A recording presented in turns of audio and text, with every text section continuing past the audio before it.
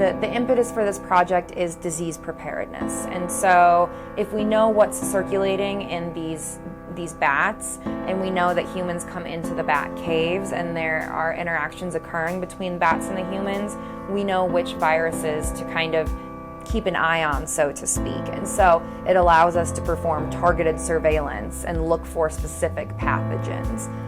We will be using GPS technologies to track the movement of the bats throughout Uganda. And then we can get an idea of if this bat is infected with virus A and B, how far is it traveling? Is it also going to be interacting with bats of, a different species in a nearby cave?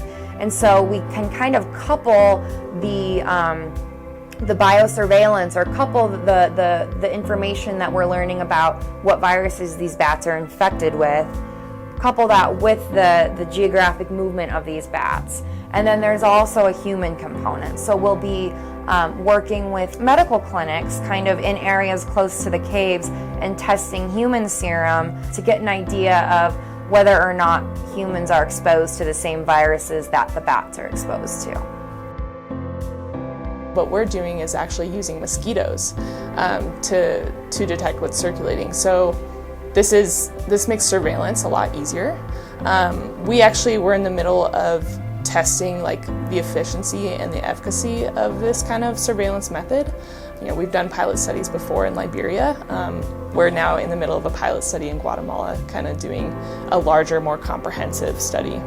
Being able to detect or being able to sample blood from humans and animals and mosquitoes, this is a huge sample source that we can utilize for a number of different things. Our lab is doing a very small part of this. We're actually looking for viral pathogens, but the number of applications is kind of limitless. So in Liberia, we were actually able to detect a canine distemper virus. So this is something that doesn't circulate in mosquitoes, but actually circulates in animals, and we were able to detect it from mosquitoes.